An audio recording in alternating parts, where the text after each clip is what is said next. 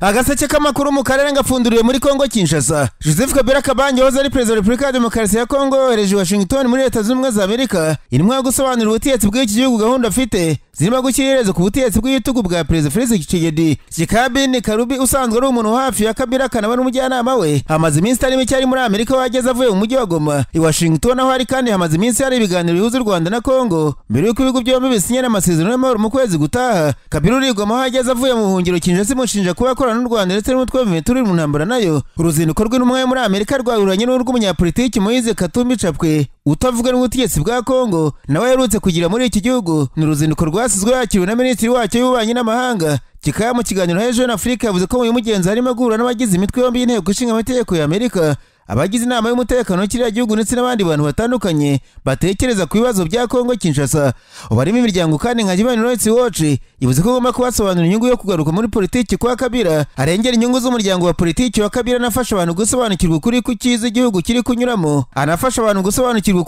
igihugu kiri kunyuramo bitewe n'ubutegetsi buriho. Kikaya kandi yavuze ko ubutumwa nyamukuru yashyiriye abanyamerika bukuye mu ijambo Joseph Kabila yagejeje ku banyekongo mbere yo gutahuka. Uyu mugabo kandi yavuze ko mu byo yashyiriye abafata ibyemezo muri Amerika wari umushinga w'amahoro wifujwe na Kabila ugamije gushyira ku gitugu. Ku itariki ya 26 Gicurasi nibwo Kabila yaga mu buhungiro yagarutse muri Kongo iterekeza mu mujyi wa Goma kuri ugenzurwa n'inyeshyamba z'Iventura. Mu ijambo yavuze mbere yo gutahuka yagaragaje ko agenzwe no gutanga umusanzu we mu gushyira ku butegetsi bw'igitugu bwa Perezida Tshisekedi wamusimbuye ku butegetsi. Intumwa muri Amerika yamirije Afrika ko intego za Perezida Kabila zitanyuranyije n'iz'inyeshyamba z'Iventura bose bafite intego yo gushyira ku butegetsi bw'igitugu bwa Tshisekedi. Kuva Kabila yatangaza ko ateganya kugirwa mu butegetsi bwa Kongo bwahise bufatira imitungo ye yose, bunatangaza ko buteganya kumukurikirana ibyaha birimo umugambanyi, gukora ibyaha byibasiye inyoko muntu ndetse no kujya mu mutwe ugambiriye gukuraho ubutegetsi. Kikaya yavuze ko hejuru y'ibyo byaha Kinshasa inateganya kumushyiriraho impapuro mpuzamahanga zo kumuta muri yombi. Hanyuma u Rwanda kuwa gatanu rwashyikirijwe inshingano zo kuyobora umuryango ushinzwe kurwanya ikwirakwira ritemewe ry'intwaro no muri Afurika. Ni inshingano u Rwanda rwafatiye mu nama ya 11 y'abaminisitiri b'ibihugu bigize uyu muryango yabereye i Nairobi mu gihugu cya Kenya. Zakiriwe na minisitiri w'umutekano imbere mu gihugu Dr Vincent Biruta washyikirijwe ibendera ry'uriya muryango ndetse n'ibindi bikoresho byabo na mugenzi we wa Kenya Kipchumba Murkomen. U Rwanda rwafashe inshingano yo kuyobora umuryango RECSA rusimburanyeho na Kenya rugomba kuzungirizwaho na Tanzania. Minisitiri w'ububanyi n'amahanga n'umutwererane w'u Rwanda Ambassadeur Vienne Nduhungirehe yatangaje ko mbere y'uko u Rwanda ruhabwa inshingano zo kuyobora uriya muryango Kongo Kinshasa yagerageje kurwitambika ngo rutazihabwa gusa ariko byabaye iby'ubusa. Kongo yagerageje kwitambika u Rwanda ngo ruteyobore uriya muryango nyuma y'uko mu cyumweru gishize nabwo yari yabikoze igatuma rwimwa inshingano zo kuyobora umuryango w'ubukungu bw'ibihugu byo muri Afurika wo hagati EAC. Nyuma rwo rwari rutahiwe. Ni igikorwa cy'ababaje u Rwanda runahita rufata icyemezo cyo kuva muri uriya muryango rwashinje kugirwa igikoresho na Kongo Kinshasa ibifashijwemo na bimwe mu bihugu biwugize. Minisitiri w'ingabo muri Afurika y'Epfo kandi André Mocheka yakira abasirikare 249 b'icyo gihugu bari mu butumwa bwa SADC muri Kongo Kinshasa. Ubwo butumwa bwari bwahawe izina rya SAMIDRC bwari bugamije gufasha ubutegetsi bwa Perezida Felix Tshisekedi Chilombo kurwanya umutwe w'Iventura wigarura ibice byinshi muri Kivu y'Amajyaruguru n'iy'Amajyepfo. Ingabo za SADC zatashye mu byiciro kuko babanje gutwara intwaro nazo zahawe inzira mu Rwanda kuko ariyo mahitamo zari zisigaranye zerekeza muri Tanzania mbere yo kujya mu bihugu zikomokamo. Ku mugoroba kuwa gatanu abasirikare bagera kuri 249 bo muri Afurika y'Epfo bakiriwe na minisitiri w'ingabo muri icyo gihugu. Byari byishimo kuri abo basirikare ubwo bari bageze ku butaka bwa Afurika y'Epfo nyuma y'iminsi myinshi muri Kongo Kinshasa mu gace kagenzurwaga n'Iventura bahoze bahanganye ku rugamba. Ubutumwa bwa SAMIDRC bwatangiye mu mpera za 2023 muri Werurwe umwaka wa kuri bya SADC bafashe icyemezo cyo kubuhagarika mu rwego rwo gushyigikira ibiganiro by'impande zifitanye amakimbirane. Umuyobozi muri Minisiteri y'Ububanyi n'Amahanga w'Ubuhinde ariko kandi ushinzwe Afurika y'Iburasirazuba n'iy'Amajyepfo Shri Mayank Singh yavuze ku mwuka mubi umaze iminsi hagati y'u Rwanda na Kongo Kinshasa, agaragaza ko igihugu cye gishyigikiye ko ibibazo byakemurwa binyuze mu nzira y'ibiganiro hagati y'impande zombi. Yavuze mu kiganiro kijyanye n'itangazamakuru kuwa gatanu cyabereye ku rubyo Minisiteri. Mayank Singh yavuze ko ubusanzwe Ubuhinde buhagaze iyo bigeze ku makimbirane hagati y'ibihugu bitandukanye hirya no hino ku isi ari hamwe, ko budaca urubanza ku birebana n'ishingiro ry'icyateye mu makimbirane. Yavuze ko byagenda kose igihugu cye kidashyigikiye ko niba ari ibibazo bya politiki byakemurwa binyuze mu mirwano, aho hari n'ubwo usanga ari abijanitse mu bikorwa by'iterabwoba byo kwica abaturage b'inzirakarengane. Avuga ko atari ko ibibazo bikwiye gukemuka. Mu bihe bitandukanye Iventura ryagiye yigaragaza ko yengakijwe n'ibikorwa by'ingabo za Kongo zifatanije n'imitwe irimo Wazalendo n'iterabwoba FDLR birimo ibyo kwica abaturage b'inzirakarengane by'umwihariko bavuga Ikinyarwanda byagiye bigaragara mu duce twinshi mu burasirazuba bw'icyo gihugu. Leta Zunze Ubumwe za Amerika ariko zavuze ko zifuza ko u Rwanda na Kongo Kinshasa byasinyana amasezerano y'amahoro vuba muri Kamena cyangwa se byatinda ntibirenze Nyakanga uyu mwaka turimo, byatangajwe n'umudiplomate ushinzwe umubano wa Amerika na Afurika Ambasaderi Troy Fitzgerald ubwo ari mu nama yo kubyaza umusaruro umutungo kamere wo muri Kongo. Ambasaderi Fitzgerald yasobanuye ko mu cyumweru gitaha amatsinda ya tekinike azafasha impande zirebwa n'ibiganiro kugera mu kindi cyiciro kiganisha ku masezerano n'amahoro, kandi ko na Katari izaba ihari. Intambwe zose zatewe zishingira ku mahame u Rwanda, Kongo na Amerika byemeranyijeho muri Mata uyu mwaka azafasha ibihugu kugirana ubufatanye buzatuma haboneka amahoro arambye. Nyuma y'u Rwanda na Kongo byemeranijwe ku mahame ngenderwaho, Perezida Donald Trump wa Amerika yagaragaje ko afite icyizere ko ibihugu bizagera ku masezerano n'amahoro kandi ko n'ibihugu bituranye bizabyungukiramo.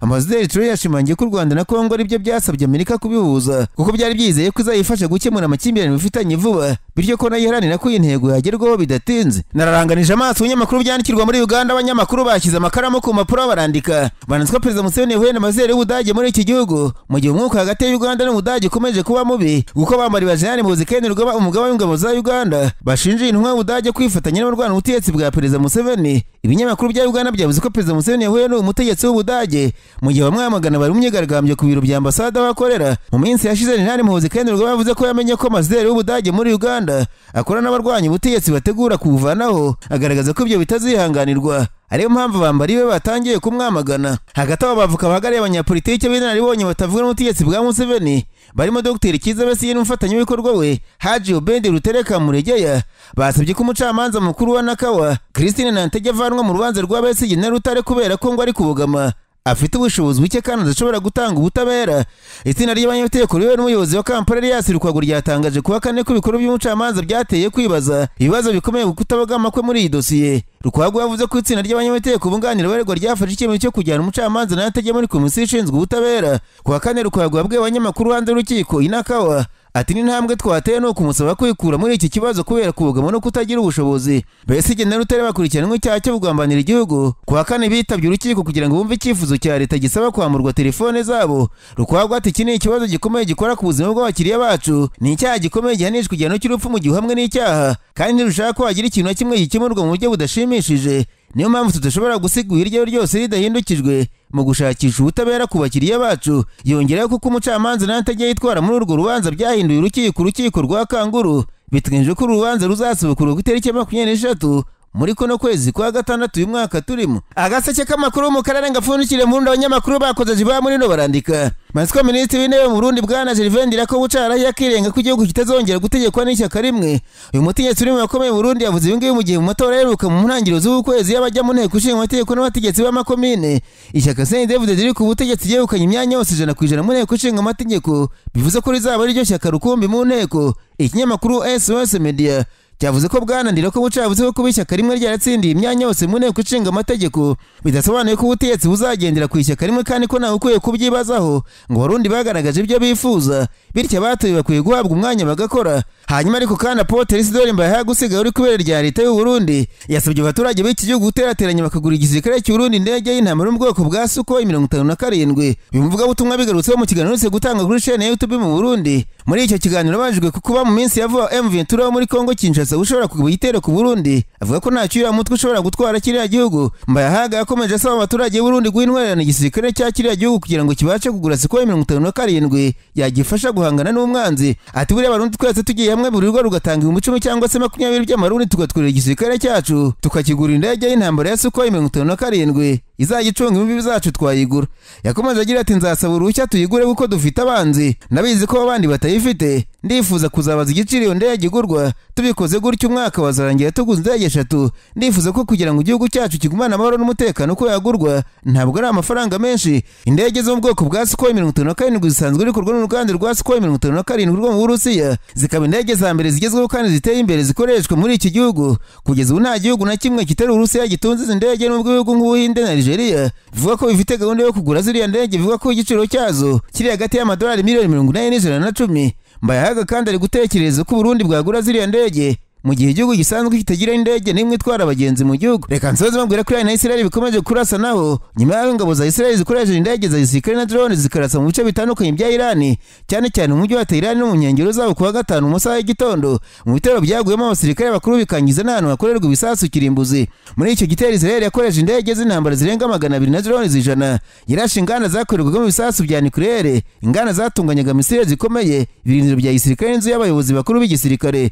Ibice byibasiwe birimo n'uruganda rwa Natanz rutunganya ubutare bwa uranium ari nabwo bukoreshwa mu gukora intwaro, n'utundi duce twa Tehran, Tabriz, Isfahan, Arak ndetse na Karimanshah. Iran yatangaje ko abayobozi bakuru b'igisirikare bishwe barimo General Hossein Salami wari umwe mu bakomeye mu gisirikare, akaba n'umwizerwa n'imirambo y'umuyobozi w'ikirenga wa Iran Ayatollah Ali Khamenei yise asimburwa na General Mohammed Pakpur. Undi musirikare wishwe ni General Major Mohammed Bagheri wari umugaba mukuru w'ingabo, ndetse na General Major Ghulam Ali Rashid wari umuyobozi w'ikigo cya gisirikare cyitwa Qatar Ali Ambia, ari nacyo cyari gishinzwe gutegura ibitero n'ibikorwa bya gisirikare. Abandi bishwe barimo abahanga mu gutunganya ibisasu bya kirimbuzi. Icyo ni igitero Israel yakise Operation Rising Lion. Israel yavuze ko iki gitero ari igikorwa cyo kurinda ko Iran yakora intwaro za kirimbuzi. Minisitiri w'intebe Benjamin Netanyahu avuga ko Iran ari icyago gikomeye. Umutegetsi w'ikirenga wa Iran Ayatollah Khamenei yasezeranye igisubizo cy'uburakari bukabije kandi bubabaje. Ambasaderi wa Israel mu Rwanda Enat Weiss yabwiye ikinyamakuru cyo mu Rwanda igiye ko igitero Israel yagabye kuri Iran ari amahitamo ya nyuma, kandi ko yabikoze mu rwego rwo kwirwanaho. Yasobanuye ko ibitero byabo byagabwe gusa ku bikorwa bya gisirikare ndetse n'iby'ingufu kirimbuzi, ko bitagamije kwibasira abasivile. Iran ariko nayo yahise yihorera. Iran yahise itangaza ko igomba kwihorera maze guhera ku mugoroba kuwa gatanu yohereza drone 100 zitagira abapilote ku butaka bwa Israel, nubwo nyinshi zasandariye mu kirere zihanuwe n'ubwirinzi bwa Israel. Ibihugu birimo Jordania nabyo byahanuye ibisasu bya Iran byanyuze mu kirere cyabyo bigiye gutera Israel. Mu ijoro rishyira kuwa gatandatu impande zombi zarasanye biratinda. Ibisasu byakomeje kugwa mu mujyi wa Tehran, mu gihe ku rundi ruhande Iran yarashe mu mujyi wa Tel Aviv. Umubare wapfuye ariko kandi ukomeje kuzamuka. Ibitero bya Israel muri Iran byaguyemo abantu 78 barimo abayobozi bakuru b'ingabo. Intumwa Iran muri Loni Amir Said Iravani niyo yatangaje imibare mu nama y'akanama k'umutekano ka Loni, yavuze ko abantu barenga 320 biganjemo abasivile bakomeretse. Ku rundi ruhande muri Israel havuzwe umugore umwe wapfuye akomerekejwe n'ibisigazo by'ibisasu byaguye mu mujyi wa Ramat Gan. Abandi 7 bakomeretse. Ni imibare ikomeje kuzamuka kuko ibitangazamakuru bimwe na bimwe byavuze ko bamaze gukomereka muri Israel barenga 30. Perezida wa Amerika Donald Trump yatangaje ko Israel yari yamenyesheje mbere Amerika iby'ibitero byayo kuri Iran. Abo magambo afite byinshi asobanuye kuri intambara kuko Iran yahise ivuga ko ibihugu byose bishyigikiye Israel bizagirwaho n'ingaruka. Trump ati twari tubizi byose kandi twagerageje gufasha Iran ngo idaseba cyangwa se igapfa burundu. Nagerageje gufasha uko nakwishimiye kubona ubwumvikane bugerwaho. Trump yavuze ko adashobora kwemera ko Iran itunga intwaro za kirimbuzi. Iran yarashe ku bindiro by'ingabo za Israel nayo, nubwo ibisasu byinshi bya Iran byashwe mu Israel bitageraga ku butaka. Hari bimwe byaguye ku nyubako zo mu mujyi wa Tel Aviv na Jerusalem, byangiza ibintu byinshi. Hamwe mu hantu bivuga ko harashwe na Iran n'abakorera ingabo za Israel hitwa Kiryat. Abanyamakuru bageze bavuze ko inyubako yose yasenywe ndetse ko ibyangiritse ari byinshi. Habarurwa nibura ibisasu 50 byarashwe na Iran kuri Israel mu ijoro ryo kuwa gatanu bishyira kuwa gatandatu. Ntabwo bigamije gusenya inyubako zisanzwe, ahubwo ni iza gisirikare. Israel ngo iri kwifashisha intwaro zayo hamwe n'iza Amerika zisanzwe zanura ibisasu. Simu zitwa Iron Dome, David Sling, Arrow, Patriot ndetse na THAAD. Mu majyepfo ya Tehran naho umuriro ukomeje kwaka. Ubushinwa ariko kandi ku rundi ruhande bwamaganye ibyo bitero bya Israel kuri Iran, bica amarenga ko intambara ishobora kuzagira kure. Hanyuma kandi Uburusiya bwahaye Ukraine imirambo 200 y'abasirikare babwo baguye mu rugamba mu gikorwa cyo guhererekanya imirambo n'imfungwa z'intambara kuva intambara yatangira mu myaka 3 ishize. Iyo mirambo yashubijwe kuwa gatanu y'amasezerano yagezweho mu biganiro by'amahoro byabereye Istanbul mu kwezi gushize. Uburusiya bushinje Ukraine kunanirwa gusubiza imirambo y'abasirikare bayo kandi ko ari byo bikubiye mu masezerano. Ibitangazamakuru bya leta mu Burusiya byatangaje ko umwe mu bavugizi ya leta utatangajwe umwirondoro we yemeje ko nta murambo n'umwe bahawe.